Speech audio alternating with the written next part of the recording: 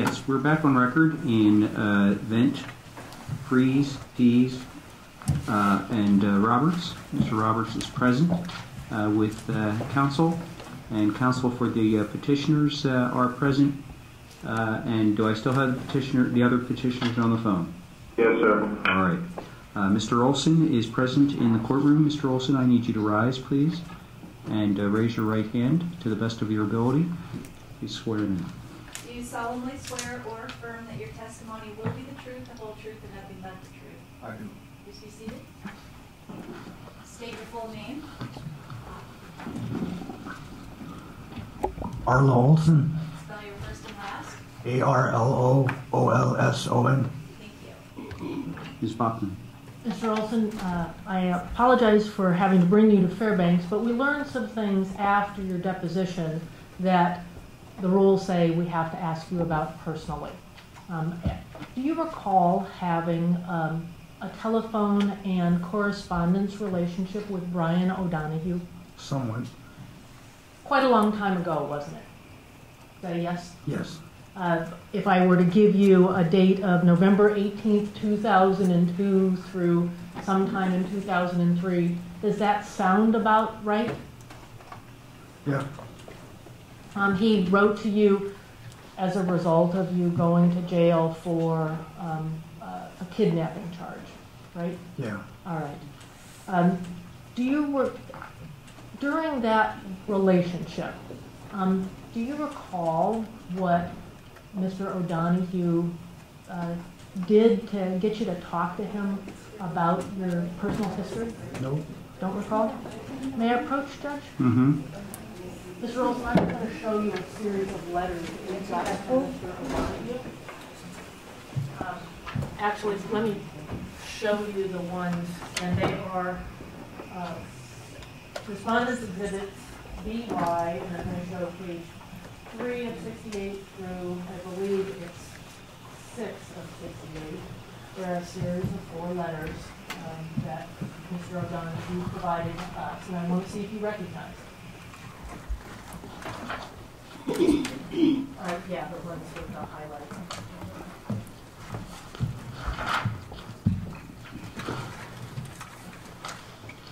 And you can compare them if you want to with the original.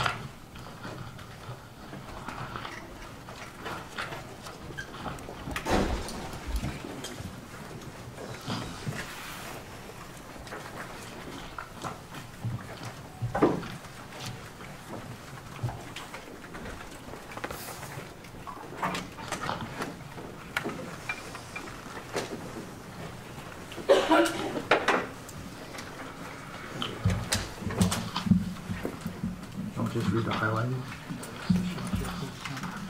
So have you finished the first letter, Mr. Olson? Yeah. The November 18th letter? Yeah. Does that refresh your recollection about what Mr. O'Donohue said to you to get you to talk about your personal life? Not really. Not really? Do you recall him saying, I'm serious about wanting to start from the beginning, hearing what it was like for you growing up in a household that jumped from village to village following your dad's work? No, I was on a lot of meds then too, though. Okay. And did he follow up with maybe that's the case, maybe not, I don't know. Anyway, it's all part of the larger story that eventually finds you and the others at the wedding and the stuff that you've gone through as a result of testifying at the Hartman trials. Do you remember that at all? Nope. Let me ask you this, Mr. Olson. Did you end up having a series of telephone conversations with Mr. O'Donohue? Yeah. Did you give him permission to record those conversations? No. Were you aware at some point that he was recording the conversations? No. Okay. Have you ever heard any of the recordings? He alleges in a newspaper article from 2013 that he recorded you 6 different times. No. Did you give him permission to record you 6 different times?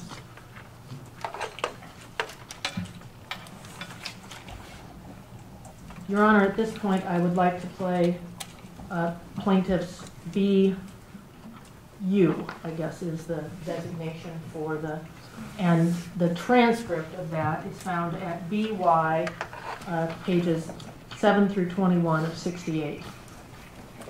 Objection? Yes. It's hearsay at this point. Is there a hearsay exception that Ms. Bachman's relying on? It's a prior inconsistent statement, Your Honor. We heard the deposition. It's a prior inconsistent statement from the deposition. Being offered as a prior inconsistent statement. Okay.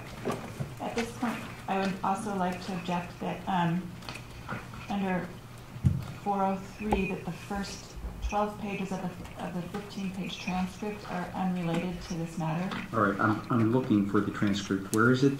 At BY, pages 7 through 21. It's respondents' exhibits. Right. Right. Okay. So what's the objection? I believe that the inconsistent statement that Ms. Bachman is referring to doesn't begin until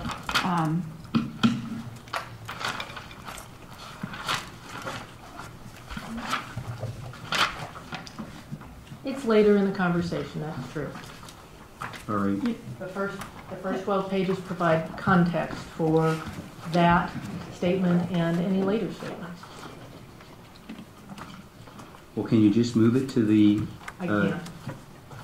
I have a CD. All right. Well, I'm going to do the same thing I did with the petitioners when there was an objection that things couldn't be edited on the spot. I'm going to let it be played, but you know the evidence is going to be the statement, and you're going to need to identify for me, Ms. Bachman, where the inconsistent statement is on the transcript, because that's what I'm going to pay attention to. So do you have a place on the transcript?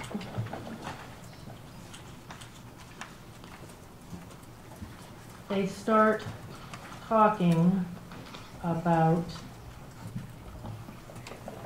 let's see, I would say at page 12. About right. 4 lines down, or the fourth set of question and answers down.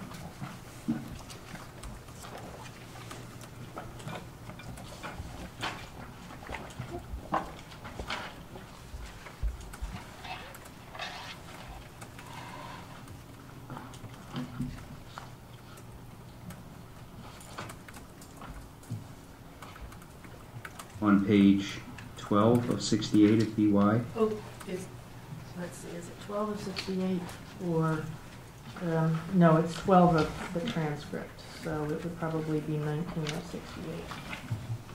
I don't have a Bates numbered one. Page 19, did you say? It starts with an AO, I don't know my acts. The top of the page is, that's page 18. page 18. Okay, I don't know my acts even at her age. Right. All right. So you're playing all the way up to there? I'm playing all of it today. All right. this is going to be like an extra half an hour. It is not. It's about a 20-minute tape altogether.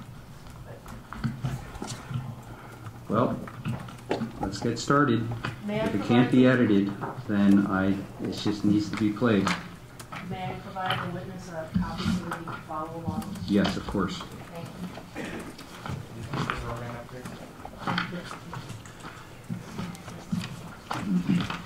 Ms. Faulkner, you said it's going to be on this page of 18? It's going to start there. Okay.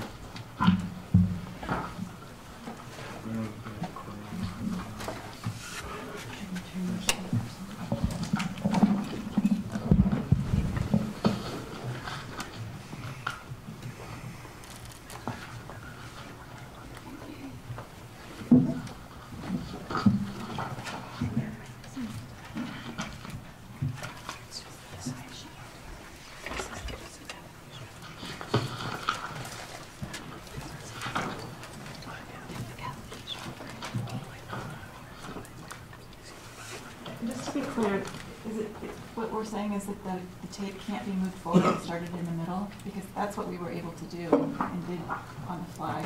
I have no idea where it's at. I think it's all contextual. How Mr. O'Donoghue primes the pump to get information out of Mr. Olson. That's inadmissible, and at this point it has a lot of personal information about Mr. Olson that does not need to be played in this courtroom. And we can look at the transcript. If you just skim the transcript, you can see that that's true. Mr. Olson's unfortunate circumstance was laid bare during his deposition. All right, hold on a second.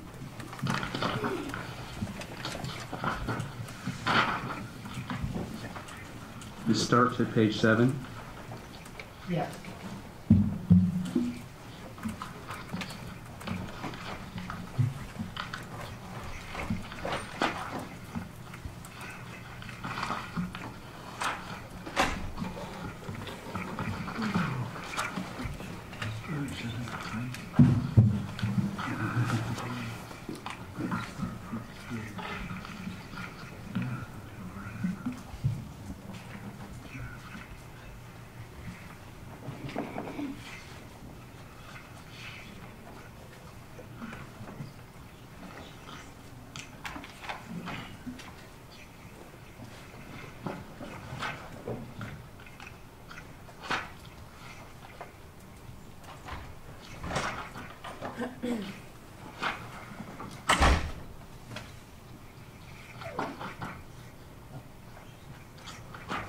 Well, let me ask you this, Ms.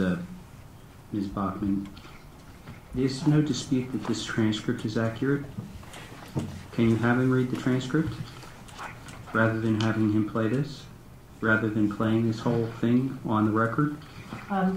No, I cannot vouch for the transcript. This was prepared by Mr. O'Donoghue. It is. Well, have you reviewed the transcript absolutely. with the audio? Yeah, I have. And have the petitioners had an opportunity to do so? Is there any dispute between the parties that the transcript is accurate? At least to the inconsistent statement portion, at least that's what we would agree that is accurate.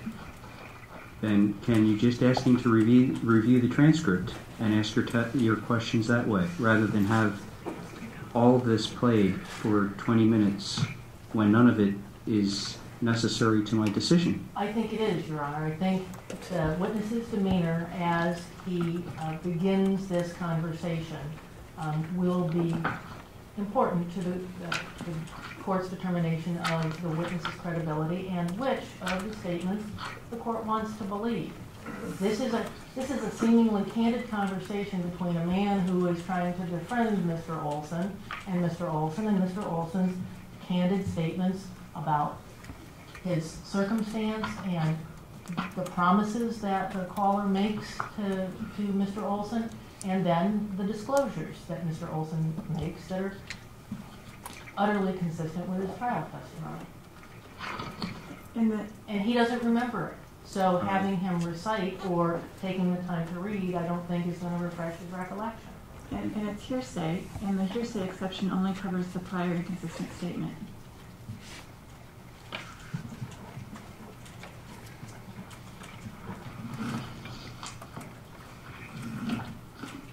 The other hearsay is not for the truth of the matter asserted, but in order to assess the credibility of the witness. He says he can't remember making these statements, correct?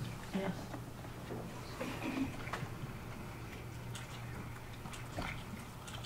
If you can't remember making these statements, the entire statement is a prior inconsistent statement under our law.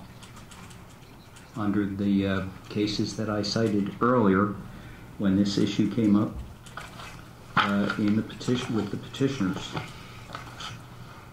don't remember the name of the cases now. I believe it was Stone and Nitz.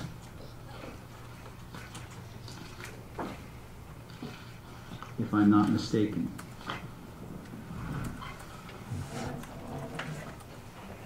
Your Honor, we think that it's irrelevant, but if the state believes it needs to play it, then we're fine with it. All right, well, I can't determine if it's irrelevant unless I sit here and read it, or we sit here and listen to it. Okay. So let's listen to it, and if it's not relevant, make rulings about what's relevant and what isn't. Okay, go ahead. Fairbanks Correctional Facility. To accept this call, press 0. Thank you for using Evercom. Hey, it worked for once. Yeah. I got bad news about, or at least initially bad news about Frankline. I called her this morning. I called her last night, left a message. I called her this morning.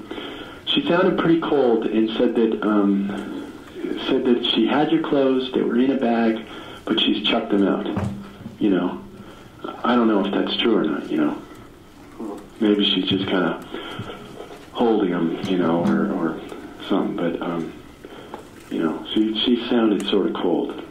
She didn't say where she chucked them. And she said she threw it out. I don't know. Maybe she threw it in her. You know what I mean? I got the sense that she was just saying it. Maybe it's not true, or she just didn't want to be troubled, or. Did you ask about the watch? Yeah, she said she threw that out too. See, I don't really think she would do that. I mean, do you? I mean, you know her. Well, she doesn't have she chucks her stuff, her trash behind her apartment. I'm not going to go look through her trash. I don't think that's a good idea. Yeah. But I mean, it could be that she hasn't gotten rid of it yet. You know, she didn't tell me it was gone. She said she threw it all out. And she said she had it in a bag at one point. I don't know. I might just caught her at the wrong time in the morning, you know. Yeah. So anyway, sorry about that. Yep. I will call her again, and I'll mention it again. I'll say, you know, I'll suggest maybe she might have found something else or something like that, and see. At least she knows you're looking for it. Yeah. Yeah. So tell me some. I got it. I got my pen and notebook and everything now. Give me some of the hard details about like where you grew up and when and all.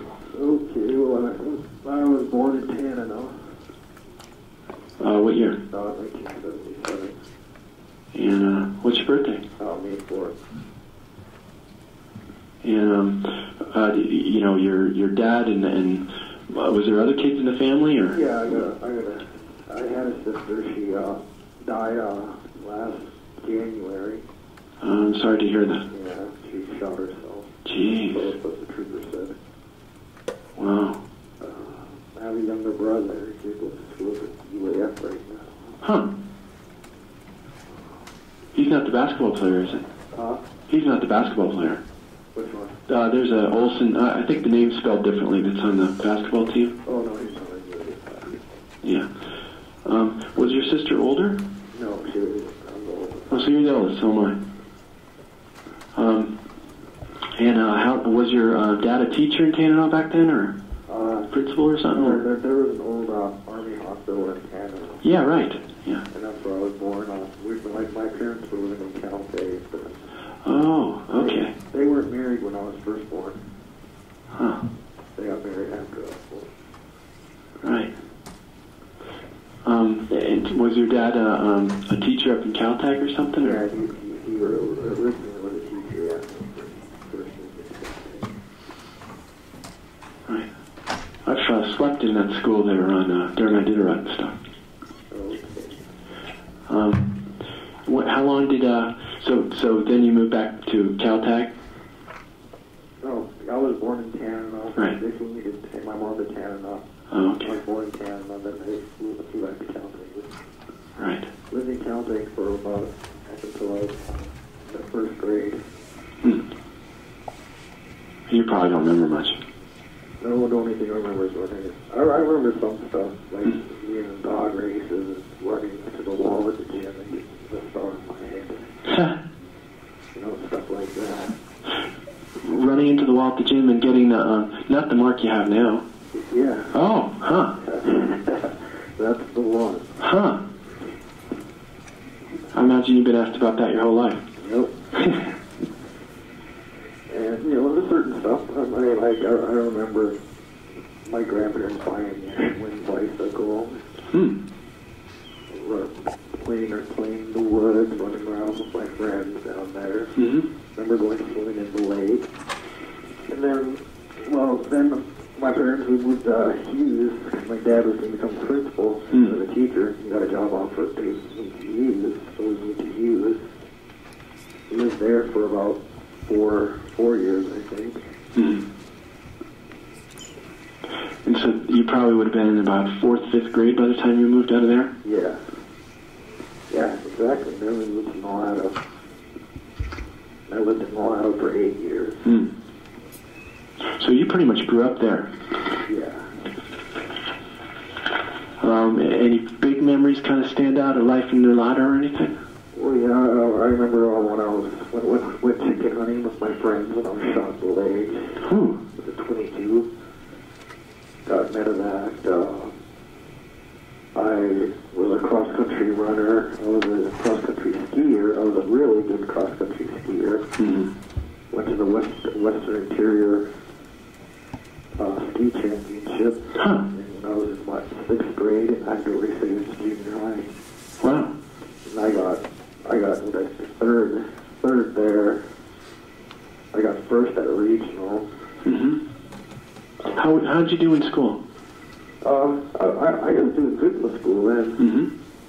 I was always on the B honor roll. Something now that I'm in the A honor roll.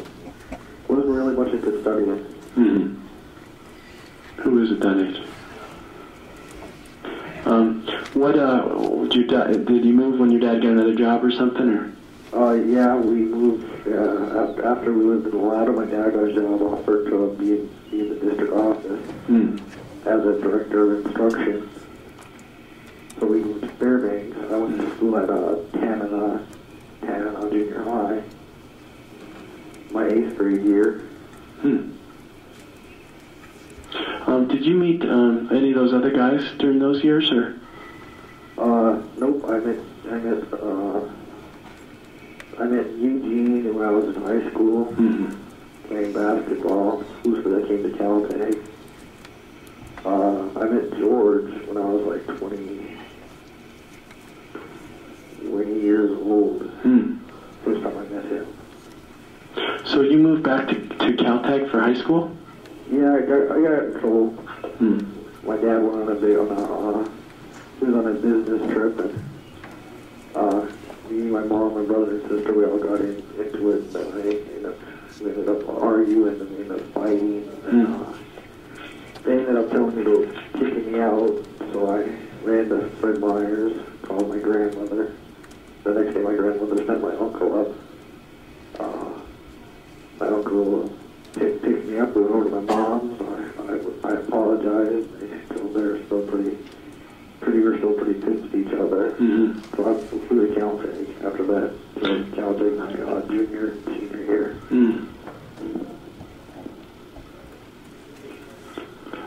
Had there been trouble before? I mean, was this like a fight, that kind of was long simmering stuff? My parents for years told me I belonged to EPI. I mean, one time, I remember when my parents wouldn't buy me ski equipment. I was a really, really good skier. I was the number 2 or number 3 skier in the interior in high school. And they wouldn't buy me new ski equipment, so I said I quit. They said, "You're not that stupid." I said, "Why?" So I quit. I came home from school. They came home from work, came downstairs. My dad threw me down. My mom started, kicking me in the head. Wow. I got pissed off, started crying. And they left. Then my dad came back down again.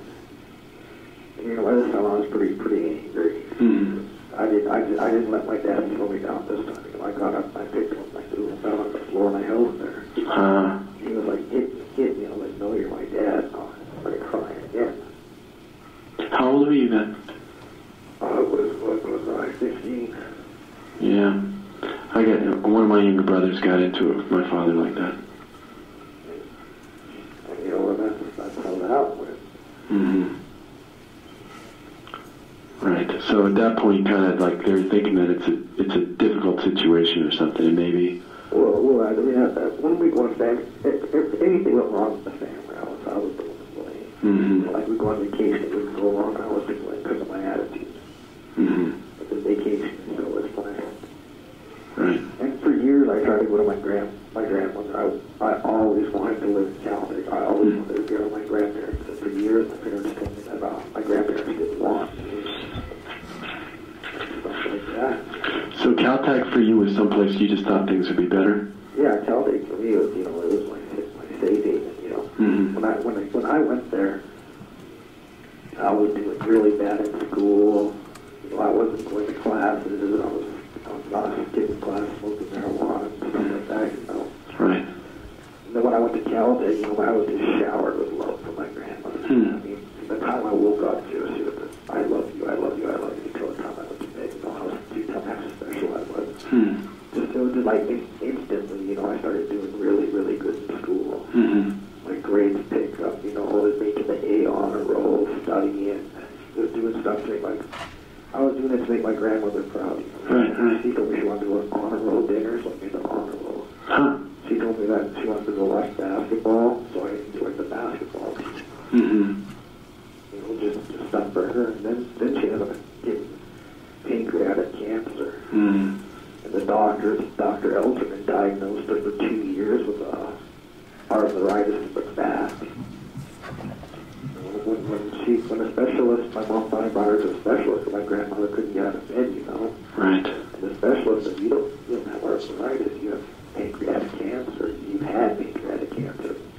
By then it was spreading to her lungs, into her liver, and up her whole back. They gave her like 6 weeks to live. Once people have pancreatic cancer, it goes quick. My grandmother actually died, I think, of the same thing. Yeah, but she lived till after I graduated from high school, like 7 or 8 months. Well, it's good that you got to see that. Yeah. Had you hooked up with Franklin during this time? Yeah. What's your first memory of her?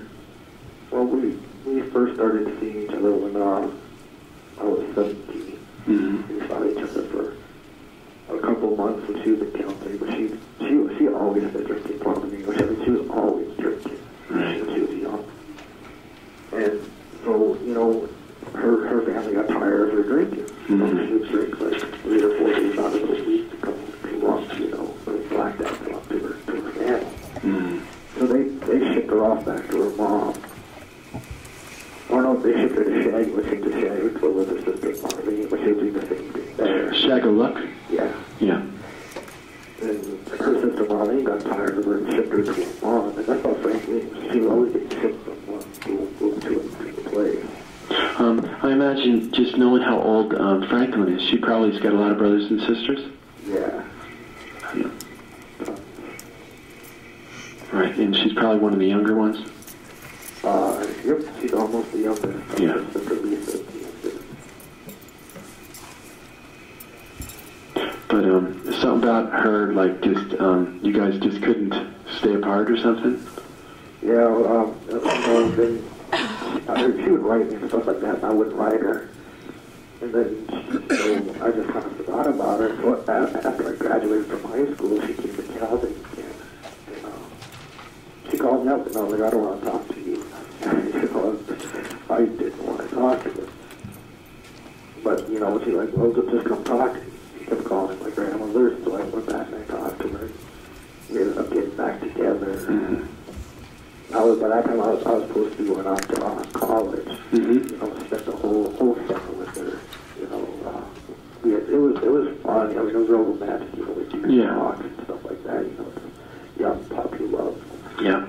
But now I went off to college down in Fort Lewis. She would call me, cry, and tell me to come home. Quit school. You have 1 minute left. Oh, sorry. So I was way missed my grandmother, so I quit school and I came back. Mm-hmm. I didn't even start college. I came back to her. And we had our own little place, little house in Caltech, a little log cabin. And I got a job at the store, and I was working at the store and saved up enough money to get a snow machine. And we were doing good. I saw that, yeah. Or I thought it was New Year's Day, but maybe that's just... I got arrested New Year's Day. Okay. But it was New Year's Eve. I got my first assault on her. It was pretty vicious, you know. The troopers came and arrested me New Year's Day. She was crying, telling the troopers to leave me alone, you know. I got 40 days for my first assault. That was an excessive sentence. I thought, you know, I should have had waited like 3 days. What started that? Hello. Thank you for using Evercom. Hey, Arlo? Yeah. It's funny how that works. Yeah, they only get like 50, they allow 15 minutes before they cut it off. It must be some automatic thing. Yeah, it's Evercom. It's out of Texas. Do you get charged for these? Nope. Oh, well, that's a good deal. For local calls, no? Local calls are free, long distance, but they're pretty expensive for long distance. I always wondered through the years, you know, we got a lot of calls from jail, you know, and, you know, they just never know exactly what was being allowed or, you know. Well, yeah, like I call my dad in Barrow. I talk to my dad, you know, about once a week, and he says I should call more often. Mm-hmm. It's like $1 or something a minute. Mm-hmm. To call one. Yeah, I'd heard complaints before that Evercom was a real ripoff. Yeah. I think they've changed it, though. It's a little better than it used to be. I don't think you used to get free local calls or anything. For as long as I've been committing to that jail, it's free local calls. I like the system better before, you know, when you didn't have it like this. Right. There was one dude that he used to call me up all the time to tell me that he'd figured out how people could get energy out of a light bulb. and he was sure it was going to be worth a lot of money if I just read a story about it, you know. Yeah. I just before you got cut off, I was asking, what was it that started that fight on New Year's Eve, if you remember anything at all, or? I remember bits and pieces of it. I remember, frankly, we were at the dance. I was drinking, you know. I got drunk, you know, and decided to pass out. I passed out, you know, and then I woke up, you know, and her two cousins were in my house, our house. They gave me out a bottle and started drinking. They're like, you know, Frank was over there dirty dancing with Joey or something. That's just what set me off, you know. And when I go off, I like black out. Even when I'm sober, when I go off, I get so much rage. But I didn't automatically go over there. I was like, oh, whatever, that's her problem. And started drinking, and then ended up going over there, and I guess I caught them dirty dancing. Kissing and stuff like that. That's what set me off. And, you know, and it was with her, she always did that. You know, she always messed around on me, but she always blamed it on alcohol. Yeah. I don't know if that really was the case, you know, but she would come crying to me, you know, the next day. Right. Tell me how sorry she was, how it would never happen, and how it would change. You know, and I always had hope that she would change. I always had hope that I would change after that first incident. Right. You know, I went to jail, did 40 days, the judge gave me 40 days for it. You know, this is funny because it almost looked to me like that nothing happened as a result of that, but it must be that just it shows up again because of probation stuff or something. Oh no, there was lots. I got 120 days, 80 days suspended. No, I got 120 days with 100 days suspended, 120 days with 100 days suspended, something like that. That's a Galena case, right? Yep, I had 2 charges. Right.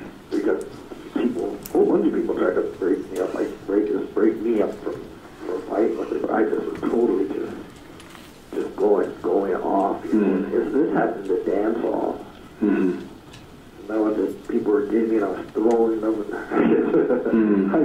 They said I bit someone's finger. That's where I got my second assault. I guess it was a woman. I guess she kept pointing. Oh yeah. I did see something about that. Yeah, they said the woman kept pointing at me. I thought it was Franklin's finger, but that's what's hard to read on these things sometimes. But yeah, everyone in town, they told me to go to Fairbanks and go see a judge in Fairbanks. So I first went with the judge and see one in Galena. I see the magistrate there. He just totally maxed me out. At that time, I think that was the max. Right. No, I mean, that certainly is a pretty stiff sentence for 4th-degree assault. Especially for my first time ever. Right. Never. I didn't even have a juvenile record. Right. Yeah, I don't think almost ever people do jail time for that. Yep. And I just totally, it just totally gave me 40 days. That trooper was Trooper Burt Barrett. He wasn't even the trooper that arrested me. The trooper arrested me was Trooper Hughes. Mm-hmm. And Trooper Hughes even told me I was only supposed to do 3 days. Mm-hmm. But another fight broke out in Caltech. He ended up having to stay in Caltech.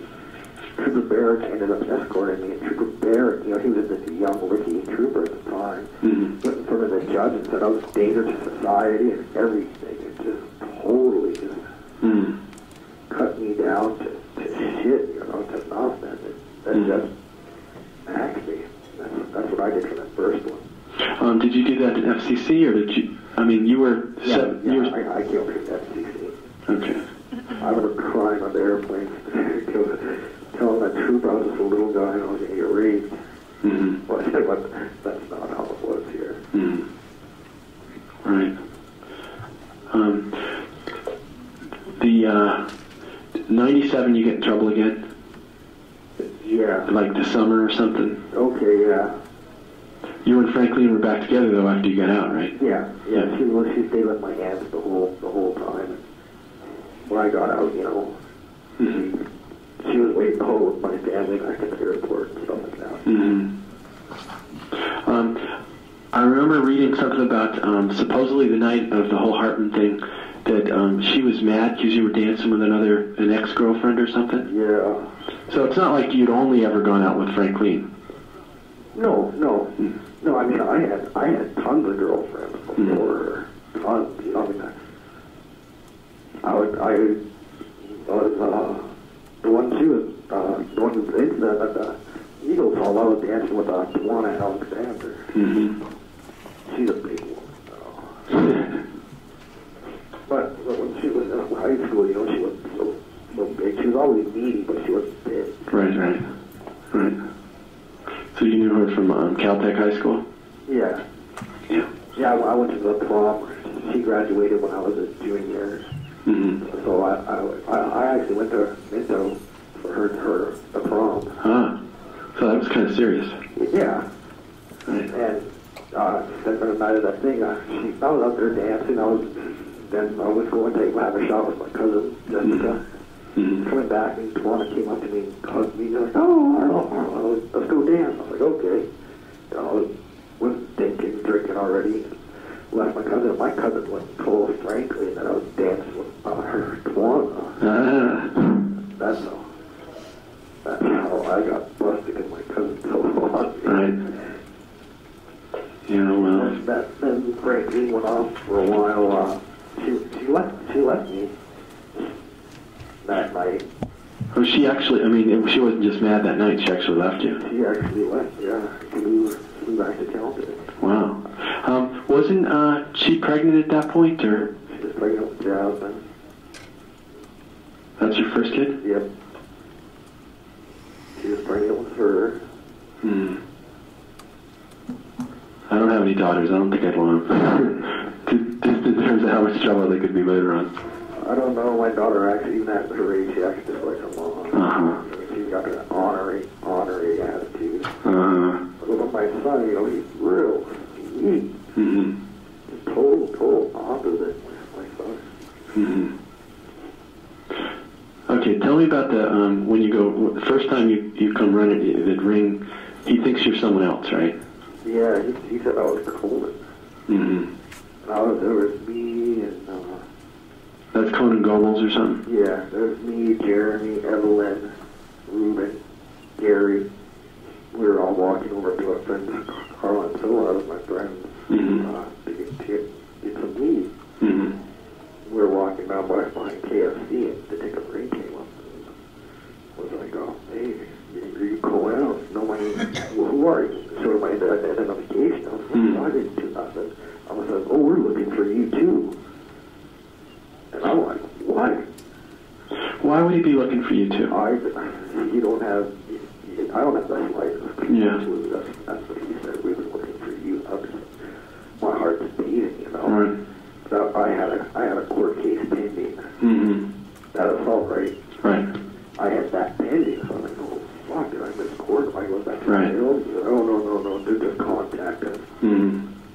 ran and hid for a while. Mm-hmm. Just kept going at friend's house and friend's house, not going to my grandfather's. Mm-hmm. Were the police still looking for you? Were they? I guess they were. My grandpa said they stopped by the place a couple times. Mm. They kept calling. Right. I wasn't there.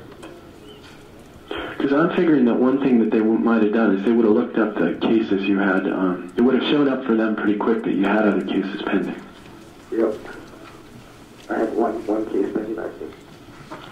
Well, and I know that with the one case you had pending, then the other ones were kind of had live probation things. Yeah. You know. Yeah, that was a double assault. Mm-hmm. Yeah.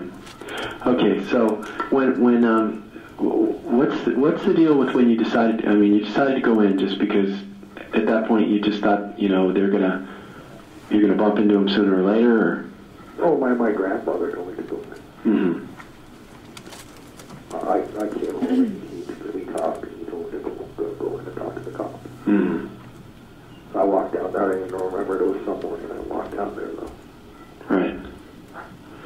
And at this point, were you going to be talking? I mean, were you just following up on them looking for you, or, you know, did you really have something to tell them about what you'd seen? Yeah, I did see a fight that night. Mm-hmm. And I did see Eugene and so Mm-hmm. I went down and I started talking to him. Mm-hmm. And I noticed that the place, I mean, you know, it was. I didn't know that Frankie Day's incident was going to be tied into this Hartman. Right. You know, I was like, well, I don't know if I saw them beat up Frankie Day. Mm-hmm. That was tied into the Hartman thing. Right. Yeah, because I mean, all right, you know, a lot. The other people we've talked to that were around the front steps don't remember actually seeing the fight. They remember seeing Dayton come back. Yeah. You know, so I imagine everybody saw Dayton come back. Well, I mean, like, but my friend Bobby Nicholas was standing there, Mm-hmm. and he saw it, but he wasn't going to get involved in that. Mm-hmm. I mean, they tried contacting him, and he told me in Calgary, he was like, I'm not getting involved. Mm-hmm. I should have did the same thing. You know? Right. I mean, if I would do it again, I would never have testified in that trial. Mm-hmm. It's all it has is watching me stressed, you know. Right. Added to my, you know, I'm classified as major depression reoccurrence. Right. My API classification, you know, and then this case, it did nothing but stress me out, scare me, you know. I mean, last year I went to the FNA basketball tournament. Some guy named Gordon Ward was throwing me around in the bathroom and it was stall. Calling me a snitch, bitch, and shit like that, you know. Did you complain to the police about that or anything? Oh, shit. Yeah. I learned my lesson already. Right. Okay, yeah. Right. I'm not telling you nothing I see or nothing that happens. Right. The distance from where you were to where supposedly Dayton, or at least Dayton says he got jumped, was pretty hard to. I mean, I don't doubt you could see a fight, but could you really see at that distance the people involved? Well, I don't know. Yeah. I mean, like the clothes and their hair and shit like that, but no, I couldn't think of like facial features. Right. And really, you know, it's been so long that, it's been like, what, 3 or 4 years? It's 5 years. I don't even remember much of the assault myself. Right. By the time you testify, I mean, the grand jury happens about a week later, though, and then you're pretty certain about stuff, right? Yeah. You have 1 minute left. Okay, so we have one right on one. Yeah. You ever call Franklin? If you do again, try to check if the stuff's around her apartment anywhere. I'll ask her that. I will. If she could, she'd like put it outside. Because it's a double door. Double door. Yeah, she can put it outside of it. Well, you know, I was gonna. I mean, now she knows that you want it, and if she didn't throw it away, you know, maybe she'll still come up with it. I'll call her again in a couple of days and ask her like if she found anything. Oh. Maybe she found something she hadn't seen before or something. Okay. So it's not like calling her a liar or anything like that. Yeah, I'm pretty sure she just threw it out back. Yeah. Yeah. That's where she did it. Probably tomorrow, the holiday stuff and all, I won't be around. I'll be here, well, I don't know if I'll be in on Friday or not. I'll try and come visit you again next Tuesday for sure. Why don't you give me a call Monday if you get a chance? You there?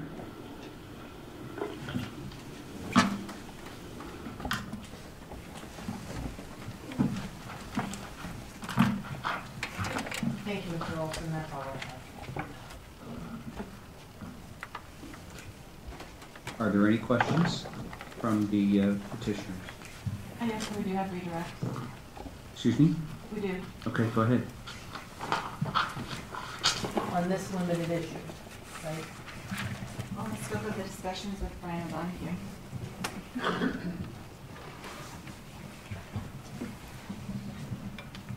Go ahead. Good afternoon, Mr. Olson. I'm sorry you had to come all the way to Fairbanks and answer a few more questions about this. Since we had your deposition in June, have you talked to anyone about this case? No. And just to place the timing of the, how many telephone calls did you have with Brian O'Donoghue? I don't remember. Was it more than one? I think it was more than one, yeah. And do you recall the timing of those calls? Do you recall when this call was? No.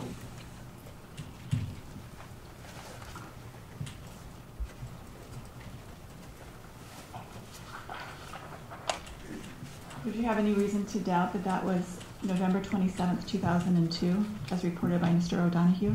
I guess. Does that sound right? Yeah.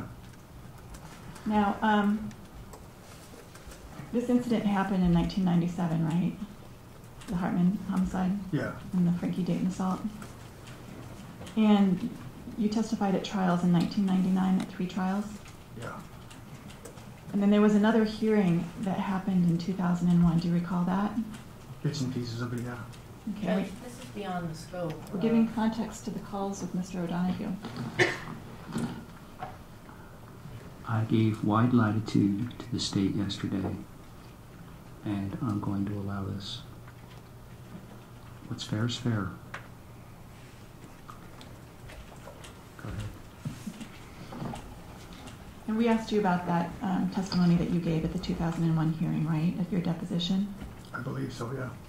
Okay, so this call with Mr. O'Donoghue, and do you think, listening to it here, do you recall that that was your first call with Mr. O'Donoghue, or do you believe there was one before that, or do you know? I don't know. Okay. Now, does this sound like the first time, when you hear it, is it the first time you discussed the case with Mr. O'Donoghue? I can't remember. Now, but this call happened after your hearing in 2001, right? Yeah. Okay, and at that hearing in 2001, you went back to your original trial testimony, right? Yeah. Okay, and in this call that we just heard, that this call was consistent with both what you testified at your 2001 hearing and at trial, right? Yeah. Now, did you have subsequent telephone calls where you told Mr. O'Donoghue more about what really happened? I think so. Okay, and were those subsequent calls with Mr. O'Donoghue the truth, or was this call that you had with Mr. O'Donoghue that we just listened to the truth? I don't even really remember the other phone calls either. Okay, well, we'll get to the next phone call, but as you're sitting here today,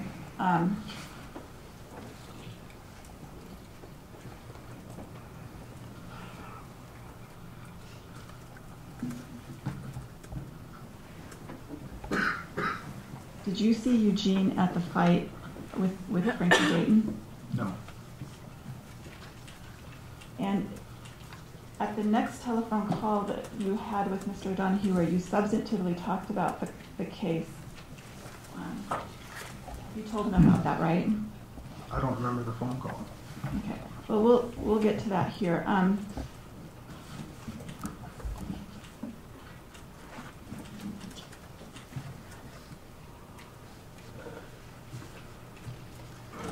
Your Honor, we would like now to play the just one telephone call on the January 7th, 2003 telephone call that Mr. Olson had subsequent to the call that Ms. Bachman just played. All right. I'm going to hand the transcript out.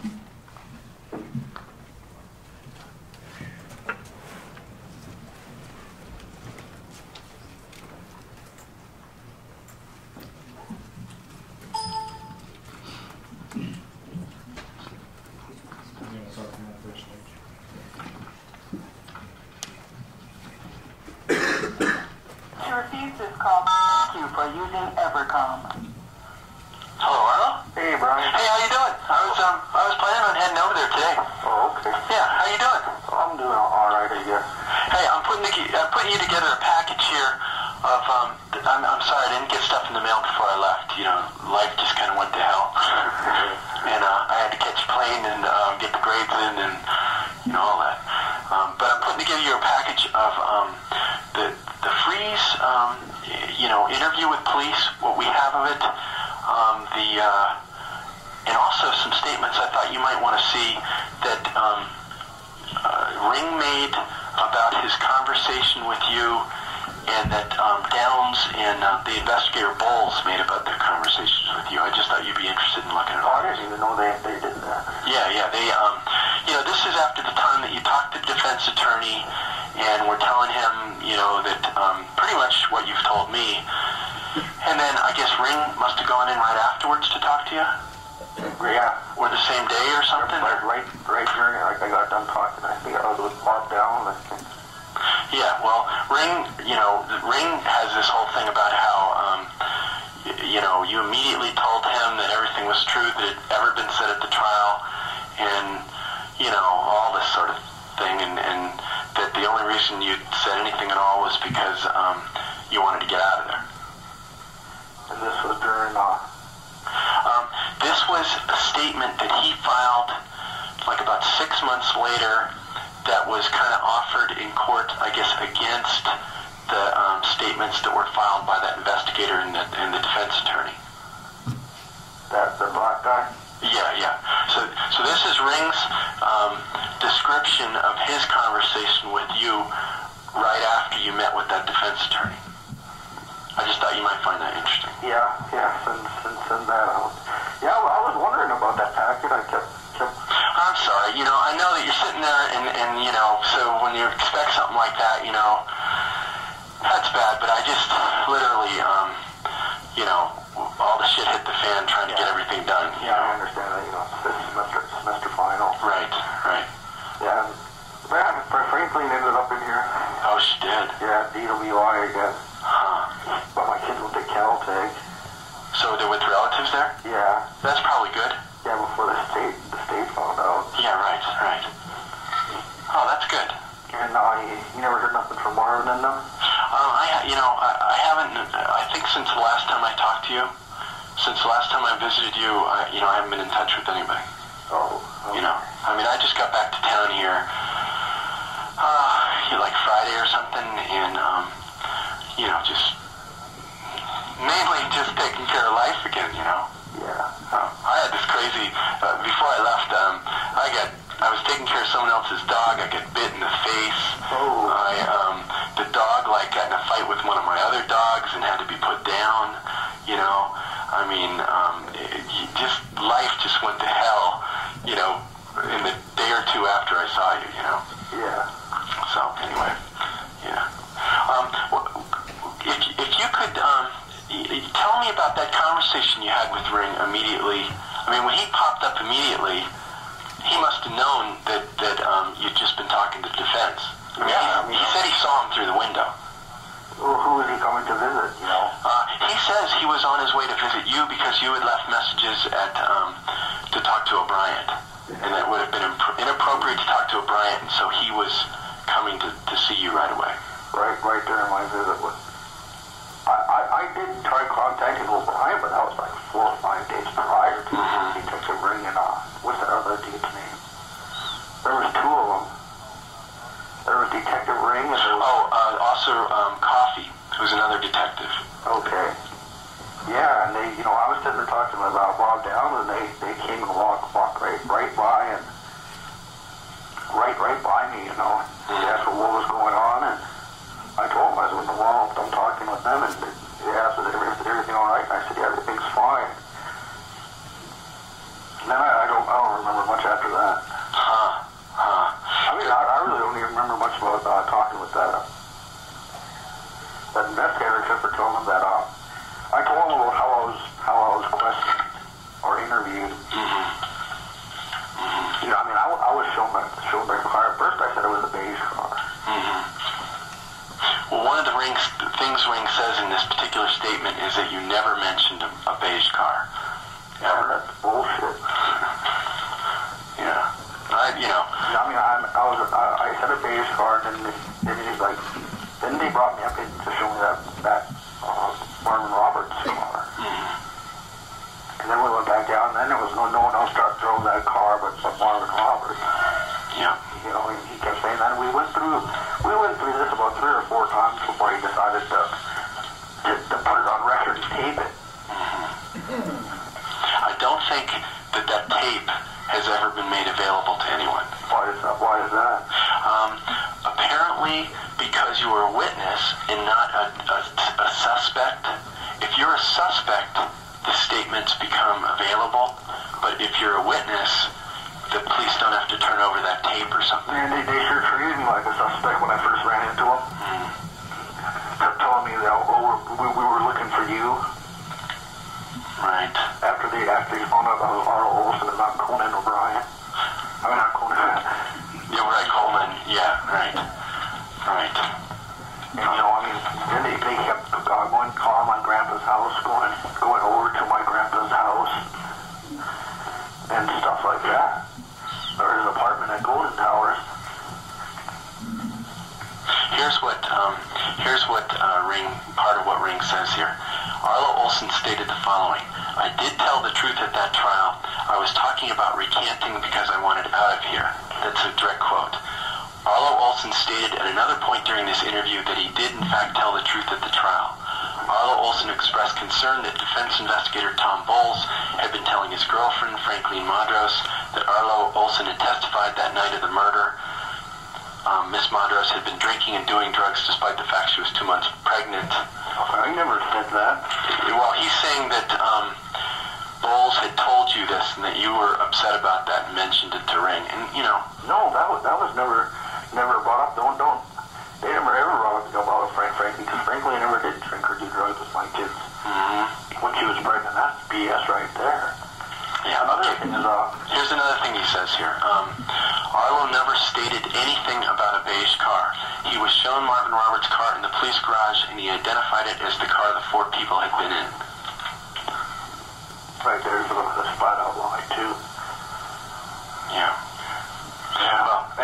The only thing I did say was I told him that the investigator was telling Franklin that she could get money because I was supposed to get arrested, and then I didn't get arrested until Marvin and them were transferred out at FCC. That the troopers let me go because O'Brien told him to leave me alone for a while, and they were saying that Franklin could get money because I picked up. After that, I picked up another assault, on her. Yeah. And they were telling her she could get money. How was she going to get money? I don't know, some kind of, I don't know his debt. That would be a question to ask her, because we never really discussed it, because, we broke up after that and then got back together. Yeah, maybe some victims' compensation thing or something. I don't know, it was some kind of money that they were saying she could get if she filed a lawsuit. Right. For them not picking me up and her getting beat up. I see. Yeah, I think that's what it was. It'd be victims' compensation or something. Okay, I gotta warn you, the affidavit I have from Ring is hard to read in spots, and there's some marks on it like crosses and stuff that I don't know who put them on. And then the whole interview you're going to read with Frese looks different from that one I had before. Gary Moore has my original police copy, and what this is a copy that Marvin Roberts' sister had first typed into the system, and then I was comparing it with the police version that we got later, and I'll refer to things with like her initials, SR, stands for like Sharon Roberts, and I'll say like SR version, Sharon Roberts version, and I underline things that were missing from her version, because I was trying to figure out, if they were giving us something that was only part of the story, if you know what I mean? Yeah. And and I also was in the process, I haven't finished this yet, of cleaning it up so at some point I could actually publish it. So like they have things like R for Detective Ring and K for Officer Kedrick, and I was doing things like substituting Detective Ring for the R and substituting, George Frese's name for just F, and I don't think I finished doing that, so, the thing looks a little erratic, I remember, what the hell was I? I just lost my... Oh, sorry. I'm trying to eat and talk about Yeah.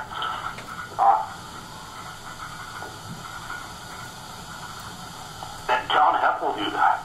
Mm-hmm. What came of him? I mean, their investigator was told that he was a hired snitch.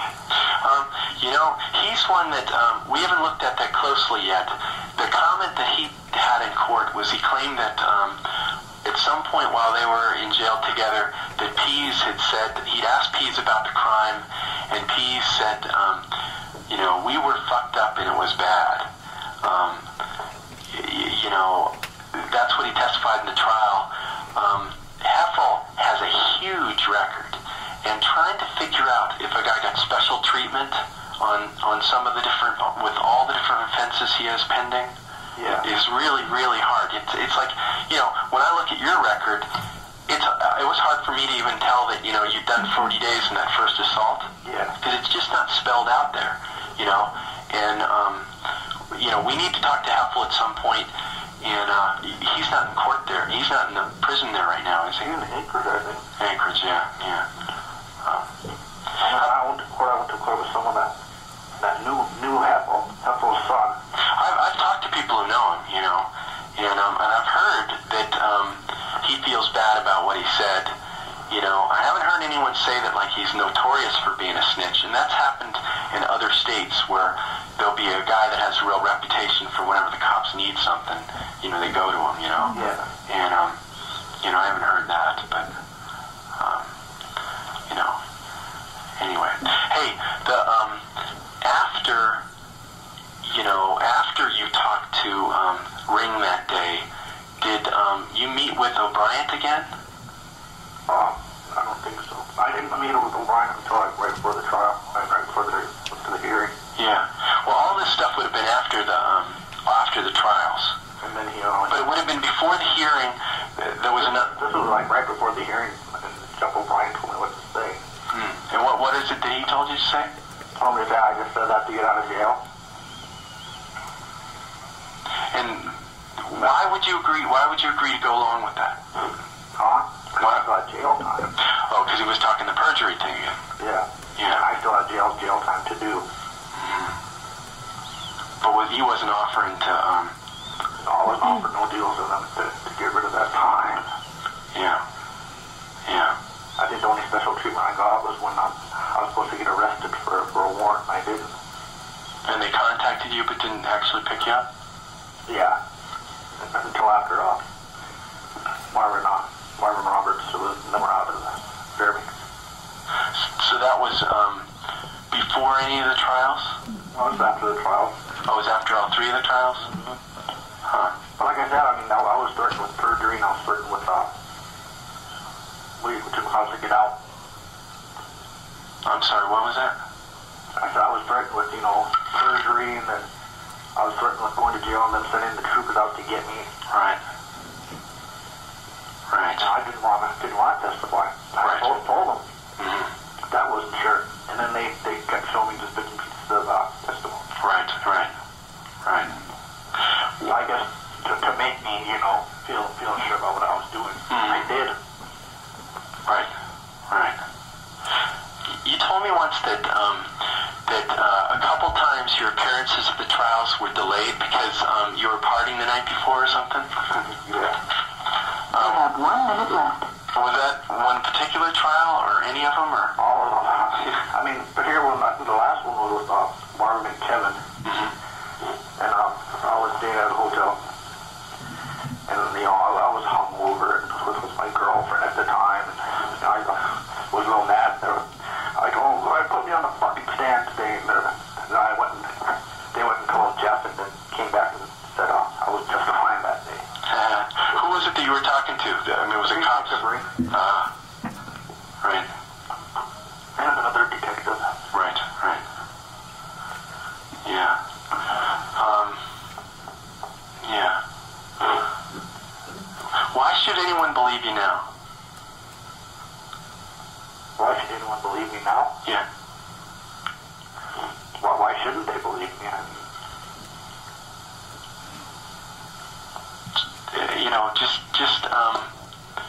Are you there? You're probably cut off.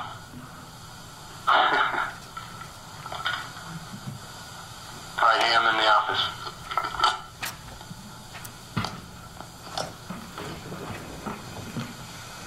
Mr. Olson, in this call that we just heard, did you tell Mr. O'Donoghue the truth?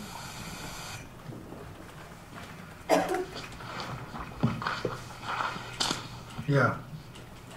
And in your deposition in this case in June, did you tell me the truth? Yeah. Thank you.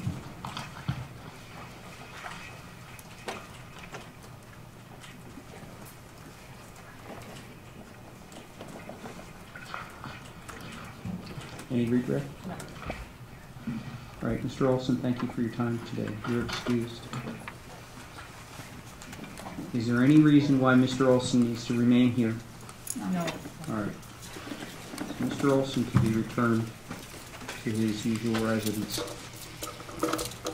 He's released from the subpoena.